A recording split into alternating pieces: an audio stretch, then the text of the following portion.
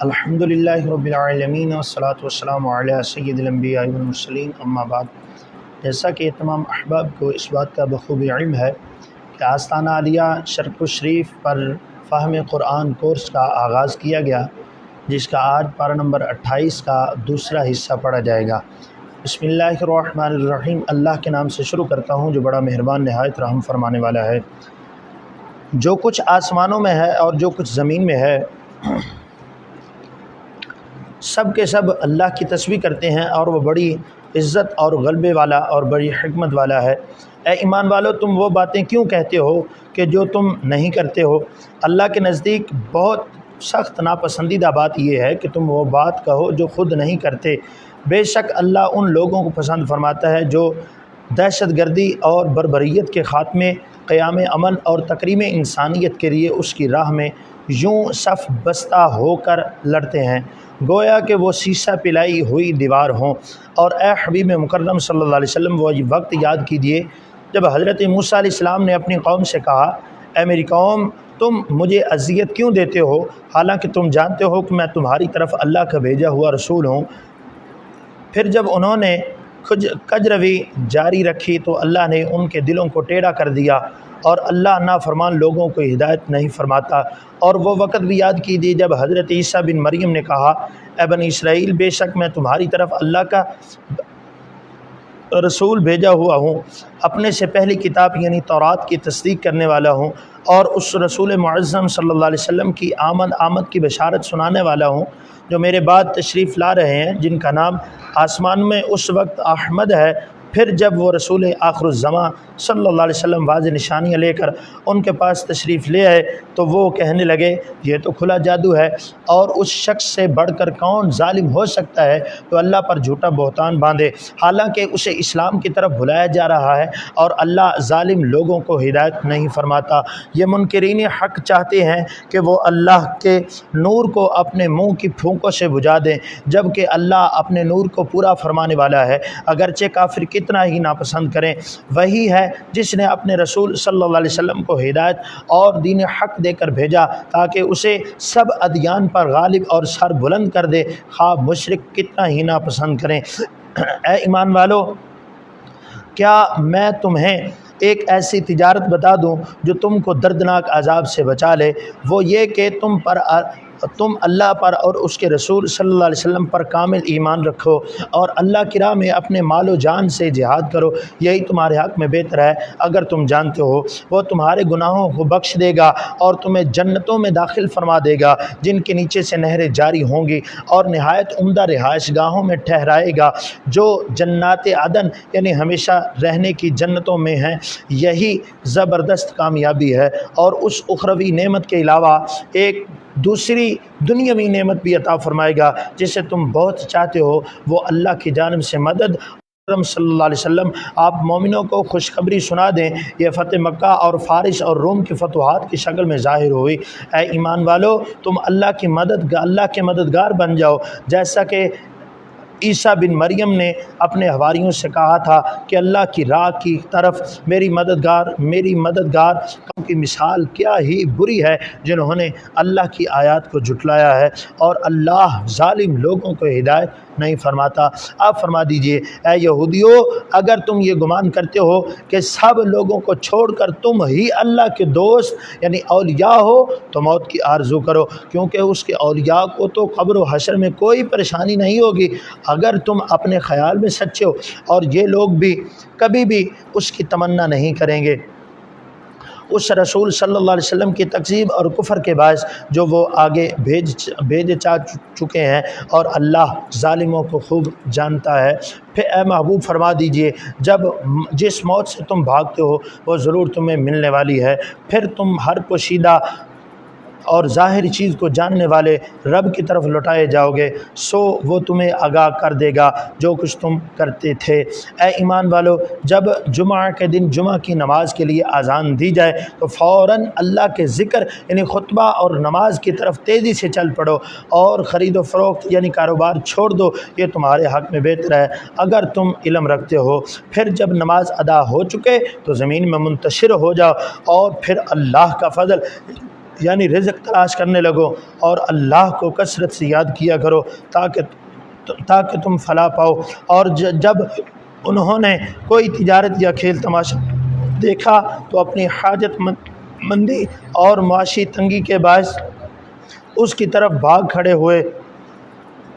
اور آپ کو خطبہ میں کھڑے چھوڑ گئے۔ فرما دیجئے جو کچھ اللہ کے پاس ہے وہ کھیل سے اور تجارت سے بہتر ہے، اور اللہ سب سے بہتر رزق عطا فرمانے والا ہے۔ گرامی قدر حضرات، سورہ جمعہ کے اندر اللہ رب العالمین احکم الحاکمین نے سب سے جو بنیادی چیز ہے وہ نماز جمعہ کی فضیلت اور اہمیت کا ذکر فرمایا کہ جب نماز جمعہ کے لیے اذان دی جائے تو اس وقت تمام تر کاروبار کو چھوڑ کر، تمام تر تجارتی معاملات کو چھوڑ کر اللہ کے ذکر کی طرف لپکو، اللہ کے ذکر کی طرف دوڑو، سعی کرو، تاکہ اللہ رب العالمین تمہیں اس سے بہتر رزق عطا فرمائے، اور وہی ہے جو سب سے بہتر رزق عطا فرمانے والا ہے۔ سورہ مومنون کا آغاز ہوا چاہتا ہے، بسم اللہ الرحمن الرحیم، اللہ کے نام سے شروع کرتا ہوں تو بڑا مہربان نہایت رحم فرمانے والا ہے۔ اے حبیب مکرم صلی اللہ علیہ وسلم، جب منافق آپ کے پاس آتے ہیں تو کہتے ہیں ہم گواہی دیتے ہیں کہ آپ یقیناً اللہ کے رسول ہیں، اور اللہ جانتا ہے کہ یقیناً آپ اس کے رسول ہیں، اور اللہ گواہی دیتا ہے کہ یقیناً منافق لوگ جھوٹے ہیں، انہوں نے اپنی قسموں کو ڈھال بنا کر رکھا، پھر یہ لوگوں کو اللہ کی راہ سے روکتے ہیں۔ بے شک وہ بہت سی برائی کے کام ہیں جو یہ لوگ کر رہے ہیں، یہ اس وجہ سے کہ وہ زبان سے ایمان لائے پھر دل سے کافر رہے تو ان کے دلوں پر مہر لگا دی گئی ہے، سو وہ کچھ نہیں سمجھتے۔ اے بندے، جب تو انہیں دیکھے تو ان کے جسم اور قد و قامت تجھے بھلے معلوم ہوں، اور اگر وہ تجھے باتیں کریں تو ان کی گفتگو تو غور سے سنیں، یعنی تجھے یوں معقول دکھائی دے، مگر حقیقت یہ ہے کہ وہ لوگ گویا دیوار کے سہارے کھڑی کی ہوئی لکڑیاں ہیں، اور وہ ہر اونچی آواز کو اپنے اوپر بلا اور آفت سمجھتے ہیں۔ وہی منافق تمہارے دشمن ہیں، سو ان سے بچتے رہو، اللہ انہیں غارت کرے، وہ کہاں بہکے پھرتے ہیں۔ اور جب ان سے کہا جاتا ہے کہ آؤ رسول اللہ صلی اللہ علیہ وسلم تمہارے لیے مغفرت طلب فرمائیں، تو یہ منافق گستاخی سے اپنے سر جھٹک کر پھیر لیتے ہیں، اور آپ انہیں دیکھتے ہیں کہ وہ تکبر کرتے ہوئے آپ کی خدمت میں آنے سے گریز کرتے ہیں۔ ان بدبخت گستاخان رسول کے حق میں برابر ہے کہ آپ ان کے لیے استغفار کریں یا آپ ان کے لیے استغفار نہ کریں، اللہ ان کو ہرگز نہیں بخشے گا، کیونکہ یہ آپ پر طعنہ زنی کرنے والے ہیں اور آپ سے بے رخی اور تکبر کرنے والے لوگ ہیں۔ بے شک اللہ نافرمان لوگوں کو ہدایت نہیں فرماتا۔ اے حبیب مکرم صلی اللہ علیہ وسلم، یہی وہ لوگ ہیں جو آپ سے بغض اور عناد کی بنا پر یہ بھی کہتے ہیں کہ جو درویش اور فقراء رسول اللہ صلی اللہ علیہ وسلم کی خدمت میں رہتے ہیں ان پر خرچ مت کرو، یعنی ان کی مالی اعانت نہ کرو یہاں تک کہ وہ سب انہیں چھوڑ کر بھاگ جائیں، منتشر ہو جائیں، حالانکہ آسمانوں اور زمین کے سارے خزانے اللہ ہی کے لیے ہیں، لیکن منافق نہیں سمجھتے۔ وہ کہتے ہیں کہ اگر اب ہم مدینہ واپس ہوئے تو ہم عزت والے لوگ وہاں سے ذلیل لوگوں یعنی مسلمانوں کو باہر نکال دیں گے، حالانکہ عزت تو صرف اللہ ہی کے لیے ہے اور اس کے رسول صلی اللہ علیہ وسلم کے لیے ہے اور مومنوں کے لیے ہے، مگر منافقین اس حقیقت کو جانتے نہیں ہے۔ اے ایمان والو، تمہارے مال اور تمہاری اولاد کہیں تمہیں اللہ کی یاد سے غافل نہ کر دیں، اور جو شخص ایسا کرے گا تو وہی لوگ نقصان اٹھانے والے ہیں۔ اور تم اس مال میں سے جو اس نے تمہیں عطا کیا ہے اللہ کی راہ میں خرچ کرو، قبل اس کے کہ تم میں سے کسی کو موت آ جائے، پھر وہ کہنے لگے اے میرے رب، تو نے مجھے تھوڑی مدت تک مہلت کیوں نہ دی کہ میں صدقات و خیرات کر لیتا اور نیکوکاروں میں سے ہو جاتا۔ اور اللہ ہرگز کسی شخص کو مہلت نہیں دیتا جب اس کی موت کا وقت آ جاتا ہے، اور اللہ ان کاموں سے خوب آگاہ ہے جو تم کرتے ہو۔ گرامی قدر حضرات، سورہ منافقون مکمل ہوئی۔ سورہ منافقون کے اندر سب سے پہلے اللہ رب العالمین نے منافقوں کا ذکر کیا کہ وہ جب رسول اللہ صلی اللہ علیہ وسلم کے پاس آتے ہیں تو گواہی دیتے ہیں کہ آپ اللہ کے رسول ہیں، لیکن ان کے دلوں کے اندر نفاق کی بیماری ہوتی ہے، جس کی وجہ سے وہ دلی طور پر آپ کو رسول نہیں مانتے۔ جب قریب آتے ہیں تو کہتے ہیں کہ ہم آپ کو رسول مانتے ہیں، لیکن جب پسم پشت ہو جاتے ہیں، آپ سے دور ہو جاتے ہیں، تو پھر وہ کہتے ہیں کہ آپ پر طعن و تشنیع کرتے ہیں اور طرح طرح کی باتیں کرتے ہیں۔ اللہ رب العالمین نے ان کی منافقت کی گواہی دیتے ہوئے ارشاد فرمایا کہ اے محبوب صلی اللہ علیہ وسلم، کہ جو آپ کے پاس آتے ہیں اور یوں محسوس کرواتے ہیں کہ ہم مسلمان ہیں، ہم مومن ہیں، حالانکہ وہ سچے دل سے مومن نہیں ہے، ان کے دلوں کے اندر نفاق کی بیماری ہے۔ اور اسی سورہ پاک کے اندر اللہ رب العالمین احکم الحاکمین نے گستاخان رسول کا بھی ذکر فرمایا کہ گستاخان رسول کے حق کے اندر برابر ہے کہ آپ ان کے لیے استغفار کریں یا نہ کریں، اللہ ان کو نہیں بخشے گا۔ گرامی قدر حضرات، یہاں پر بڑی ایک سوچنے اور سمجھنے کی بات ہے کہ جو رسول اللہ صلی اللہ علیہ وسلم کی گستاخی کرے اور حضور کی کے بارے کے اندر غلط الفاظ استعمال کرے، گرامی قدر حضرات، اللہ کو یہ بات پسند نہیں ہے۔ اللہ اس بات کو ہرگز کبھی بھی گوارا نہیں کرتا کہ کوئی میرے محبوب پر طعن و تشنیع کرے۔ گرامی قدر حضرات، یہاں پر بڑی سبق آموز بات ہے۔ ہمارے بزرگ فرمایا کرتے ہیں کہ اپنے دشمن کو معاف کرنا یہ بہادری ہوا کرتی ہے، اپنے دشمن کو معاف کر دینا یہ جواں مردی ہوتی ہے، لیکن اپنے محبوب کے دشمن کو معاف کرنا سادہ الفاظ کے اندر، اگر ان الفاظ کی ترجمانی کروں تو سادہ الفاظ کے اندر یوں بیان کرنا چاہتا ہوں کہ اپنے دشمن کو معاف کرنا یہ بہادری اور جواں مردی ہوتی ہے، لیکن اپنے محبوب کے دشمن کو معاف کر دینا یہ بغیرتی ہوا کرتی ہے۔ اللہ رب العالمین احکم الحاکمین نے اپنے محبوب کے دشمنوں کو اس انداز کے ساتھ جواب دیا۔ اللہ رب العالمین احکم الحاکمین گستاخان رسول کو کیفر کردار تک ضرور پہنچائے گا۔ اللہ کی لاٹھی بے آواز ہے، اللہ قیامت والے دن ان گستاخان رسول کو ضرور پکڑے گا، اور فرمایا کہ اِنَّ بطشَ رَبِّکَ لَشَدِیدٌ، کہ بے شک تمہارے رب کی پکڑ بڑی سخت ہے۔ اللہ رب العالمین ان گستاخان رسول کو کیفر کردار تک پہنچائے۔ گستاخ رسول کی ایک ہی سزا ہے کہ اس کو اس کا سر تن سے جدا کر دیا جائے۔ گرامی قدر حضرات، سورہ منافقون مکمل ہوئی، اب سورہ تغابن کا آغاز ہوا جاتا ہے۔ بسم اللہ الرحمن الرحیم۔ اللہ کے نام سے شروع کرتا ہوں جو بڑا مہربان نہایت رحم فرمانے والا ہے۔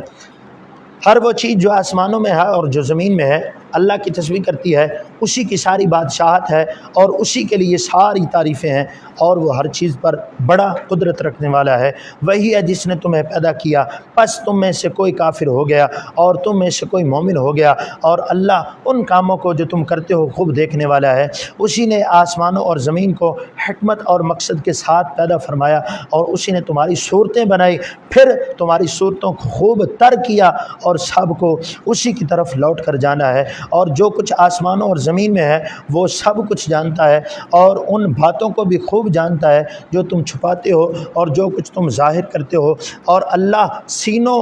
والی راز کی باتوں کو بھی خوب جاننے والا ہے۔ کیا تمہیں ان لوگوں کی خبر نہیں پہنچی جنہوں نے تم سے پہلے کفر کیا تھا، تو انہوں نے دنیا میں اپنے کام کی سزا چکھ لی، اور ان کے لیے آخرت میں بھی دردناک عذاب ہے۔ یہ اس لیے کہ ان کے پاس ان کے رسول واضح نشانیاں لے کر آتے تھے، تو وہ کہتے تھے کیا ہماری ہی مثل اور ہم جنس بشر ہمیں ہدایت کریں گے؟ سو وہ کافر ہو گئے اور انہوں نے حق سے روگردانی کی، اور اللہ نے بھی ان کی کچھ پرواہ نہ کی، اور اللہ بے نیاز ہے، لائق حمد و ثنا ہے۔ کافر لوگ یہ خیال کرتے ہیں کہ وہ دوبارہ ہرگز نہ اٹھائے جائیں گے۔ فریاد فرما دیجئے کیوں نہیں، میرے رب کی قسم تم ضرور اٹھائے جاؤ گے، پھر تمہیں بتا دیا جائے گا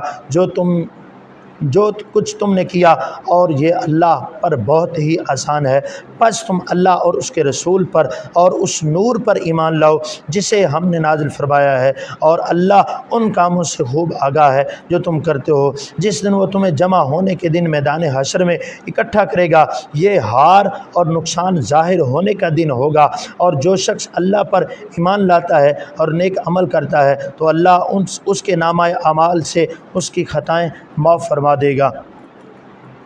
اور اسے جنتوں میں داخل فرما دے گا جن کے نیچے سے نہریں بہہ رہی ہیں اور وہ ان میں ہمیشہ رہنے والے ہوں گے۔ یہ بہت بڑی کامیابی ہے۔ اور جن لوگوں نے کفر کیا اور ہماری آیات کو جھٹلایا وہی لوگ دوزخی ہیں جو اس میں ہمیشہ رہنے والے ہیں، اور وہ کیا ہی برا ٹھکانہ ہے۔ کسی کو کوئی مصیبت نہیں پہنچتی مگر اللہ کے حکم سے، اور جو شخص اللہ پر ایمان لاتا ہے تو وہ اس کے دل کو ہدایت عطا فرماتا ہے، اور اللہ ہر چیز کو خوب جاننے والا ہے۔ اور تم اللہ کی اطاعت کرو اور رسول اللہ صلی اللہ علیہ وسلم کی اطاعت کرو، پھر اگر تم نے روگردانی کی تو یاد رکھو ہمارے رسول صلی اللہ علیہ وسلم کے ذمہ صرف واضح طور پر احکام کو پہنچا دینا ہے۔ اللہ ہی معبود ہے، اس کے سوا کوئی معبود نہیں، اور اللہ ہی پر ایمان والوں کو بھروسہ کرنا چاہیے۔ اے ایمان والو، بے شک تمہاری بیویوں اور تمہاری اولاد میں سے بعض تمہارے دشمن ہیں، پس ان سے ہوشیار رہو، اور اگر تم صرف نظر کر لو اور درگزر کر لو اور معاف کر دو تو بے شک اللہ بڑا بخشنے والا اور نہایت رحم فرمانے والا ہے۔ تمہارے مال اور تمہاری اولاد محض آزمائش ہی ہیں، اور اللہ کی بارگاہ میں بہت بڑا اجر ہے۔ پس تم اللہ سے ڈرتے رہو جس قدر تم سے ہو سکے، اور اس کے احکام سنو اور اطاعت کرو اور اس کی راہ میں خرچ کرو، یہ تمہارے لیے بہتر ہے۔ اور جو اپنے نفس کی بخل سے بچا لیا سو وہی لوگ فلاح پانے والے ہیں۔ اگر تم اللہ کو اخلاص اور نیک نیتی سے اچھا قرض دو گے تو وہ اسے تمہارے لیے کئی گنا بڑھا دے گا اور تمہیں بخش دے گا، اور اللہ بڑا قدر شناس ہے، بردبار ہے، ہر نہاں اور عیاں کو جاننے والا ہے، بڑے غلبے اور عزت والا اور بڑی حکمت والا ہے۔ گرامی قدر حضرات، سورہ تغابن مکمل ہوئی۔ اس سورہ پاک کے اندر سب سے جو بنیادی چیز ہے وہ یہ ہے کہ کافر لوگوں نے کہا،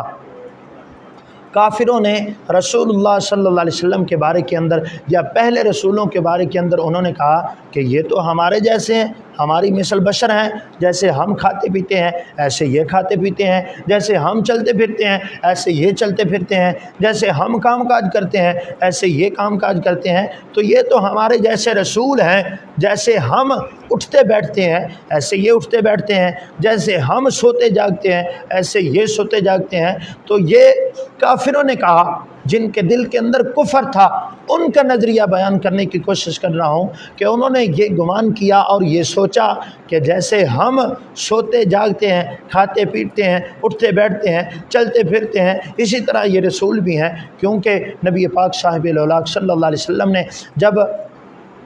اعلان فرمایا کہ لوگو میں تمہاری مثل بشر ہوں، تو پھر انہوں نے اس طرح کی باتیں کی، اور یہ صرف انہوں نے نہیں بلکہ ان سے پہلے بھی، اور جب سابقہ انبیاء کرام پہلے رسولوں کے بارے کے اندر بھی لوگوں نے ایسے ہی کیا۔ اور ایسا کہنے والے کون تھے؟ قرآن اس بات کی گواہی دیتا ہے کہ وہ حالت کفر کے اندر تھے، کفر کی حالت کے اندر انہوں نے رسول صلی اللہ علیہ وسلم کو یا سابقہ انبیاء کرام کو اپنے جیسا مثل بشر کہا۔ اللہ رب العالمین کی بارگاہ میں دعا ہے اللہ تعالی ہمیں حق کو سننے کی، حق کو سمجھنے کی اور حق پر عمل کرنے کی توفیق عطا فرمائے۔ سورہ طلاق کا آغاز ہوا چاہتا ہے۔ بسم اللہ الرحمن الرحیم، اللہ کے نام سے شروع کرتا ہوں جو بڑا مہربان نہایت رحم فرمانے والا ہے۔ اے نبی صلی اللہ علیہ وسلم، مسلمانوں سے فرما دے جب تم عورتوں کو طلاق دینا چاہو تو ان کے طہر کے زمانہ میں انہیں طلاق دو، اور عدت کو شمار کرو، اور اللہ سے ڈرتے رہو جو تمہارا رب ہے، اور انہیں ان کے گھروں سے باہر مت نکالو، اور نہ وہ خود باہر نکلیں سوائے اس کے کہ وہ کھلی بے حیائی کر بیٹھیں، اور یہ اللہ کی مقررہ حدود ہیں، اور جو شخص اللہ کی حدود سے تجاوز کرے تو بے شک اس نے اپنی جان پر ظلم کیا۔ اے شخص تو نہیں جانتا شاید اللہ اس کے طلاق دینے کے بعد رجوع کی کوئی نئی صورت پیدا فرما دے، پھر جب وہ اپنی مقررہ میعاد کے ختم ہونے کے قریب پہنچ جائیں تو انہیں بھلائی کے ساتھ اپنی زوجیت میں روک لو یا انہیں بھلائی کے ساتھ جدا کر دو، اور اپنوں میں سے 2 عادل مردوں کو گواہ بنا لو، اور گواہی اللہ کے لیے قائم کیا کرو۔ ان باتوں سے اسی شخص کو نصیحت کی جاتی ہے جو اللہ اور یوم آخرت پر ایمان رکھتا ہے، اور جو اللہ سے ڈرتا ہے وہ اس کے لیے دنیا و آخرت کے رنج اور غم سے نکلنے کی راہ پیدا فرما دیتا ہے، اور اسے ایسی جگہ سے رزق عطا فرماتا ہے کہ جہاں سے اس کا گمان بھی نہیں ہوتا۔ اور جو شخص اللہ پر توکل کرتا ہے اور وہ اللہ اسے کافی ہے، بے شک اللہ اپنا کام پورا کر لینے والا ہے۔ اللہ بے شک ہر شے کے لیے اندازہ مقرر فرما رکھا ہے۔ اور تمہاری عورتوں میں سے جو حیض سے مایوس ہو چکی ہوں، اگر تمہیں شک ہو ان کی عدت کیا ہوگی تو ان کی عدت 3 مہینے ہے، اور وہ عورتیں جنہیں ابھی حیض نہیں آیا ان کی بھی عدت یہی ہے، اور حاملہ عورتیں تو ان کی عدت ان کا وضع حمل ہے۔ اور جو شخص اللہ سے ڈرتا ہے تو اس کے کام میں آسانی فرما دیتا ہے، یہ اللہ کا امر ہے جو اس نے تمہاری طرف نازل فرمایا ہے۔ اور جو شخص اللہ سے ڈرتا ہے اور وہ اس کے جھوٹے گناہوں کو اس کے نامہ اعمال سے مٹا دیتا ہے اور اجر و ثواب کو اس کے لیے بڑا کر دیتا ہے۔ تم ان مطلقہ عورتوں کو وہیں رکھو جہاں تم اپنی وسعت کے مطابق رہتے ہو، اور انہیں تکلیف مت پہنچاؤ کہ ان پر رہنے کا ٹھکانہ تنگ کر دو۔ اگر وہ حاملہ ہوں تو ان پر خرچ کرتے رہو یہاں تک کہ وہ اپنا بچہ جن لیں، پھر اگر وہ تمہاری خاطر بچے کو دودھ پلائیں تو انہیں ان کا معاوضہ ادا کرتے رہو، اور آپس میں ایک دوسرے سے نیک بات کا مشورہ حسب دستور کر لیا کرو۔ اور اگر تم باہمی دشواری محسوس کرو تو اسے اب کوئی دوسری عورت دودھ پلائے گی، صاحب وسعت کو اپنی وسعت کے لحاظ سے خرچ کرنا چاہیے، اور جس شخص پر اس کا رزق تنگ کر دیا گیا ہو تو وہ اسی روزی میں سے بطور نفقہ خرچ کرے جو اسے اللہ نے عطا فرمائی ہے۔ اللہ کسی شخص کو مکلف نہیں ٹھہراتا مگر اسی قدر جتنا کہ اس نے اسے عطا فرمایا ہے۔ اللہ ان قریب تنگی کے بعد کشادگی عطا فرما دیتا ہے۔ اور کتنی ہی بستیاں ایسی ہیں جن کے رہنے والوں نے اپنے رب کے حکم اور اس کے رسولوں سے سرکشی اور سرتابی کی تو ہم نے ان کا سخت حساب کی صورت میں محاسبہ کیا، اور انہیں ایسے سخت عذاب میں مبتلا کیا جو نہ دیکھا نہ سنا گیا تھا، سو انہوں نے اپنے کیے کا وبال چکھ لیا، اور ان کے کام کا انجام خسارہ ہی ہے۔ اللہ نے ان کے لیے آخرت میں بھی سخت عذاب تیار کر رکھا ہے، سو اللہ سے ڈرتے رہا کرو۔ اور اے عقل والو جو ایمان لائے ہو، بے شک اللہ نے تمہاری ہی طرف نصیحت یعنی قرآن کو نازل فرمایا ہے، اور رسول اللہ صلی اللہ علیہ وسلم کو بھی بھیجا ہے جو تم پر اللہ کی واضح آیات پڑھ کر سناتے ہیں، تاکہ ان لوگوں کو جو ایمان لائے اور نیک اعمال کرتے رہے تاریکیوں سے نکال کر روشنی کی طرف لے جائے۔ اور جو شخص اللہ پر ایمان رکھتا ہے اور نیک عمل کرتا ہے وہ اسے ان جنتوں میں داخل فرمائے گا جن کے نیچے سے نہریں رواں ہیں، وہ ان میں ہمیشہ رہنے والے ہیں۔ بے شک اللہ نے ان کے لیے نہایت عمدہ رزق تیار کر رکھا ہے۔ اللہ ہی ہے جس نے 7 آسمان پیدا فرمائے اور زمین کی تشکیل بھی انہی کی مثل طے بتہ 7 طبقات بنائے، ان کے درمیان نظام قدرت کا تدبر فرمایا، امر اترتا رہتا ہے تاکہ تم جان لو کہ اللہ ہر چیز پر بڑا قدرت رکھنے والا ہے، اور یہ کہ اللہ نے ہر چیز کا اپنے علم سے احاطہ فرما رکھا ہے۔ یعنی آنے والے زمانوں میں جب سائنسی اکتشافات کامل ہوں گے تو اللہ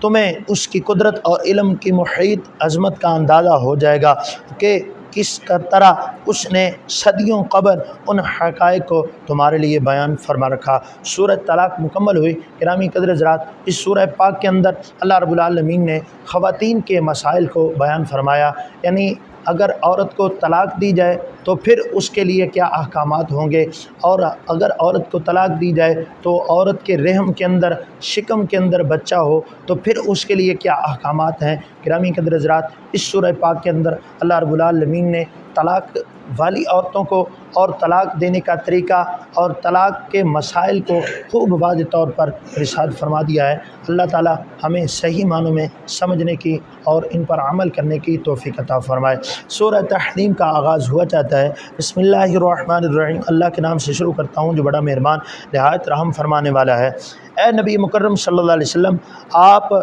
خود کو اس چیز یعنی شہد کے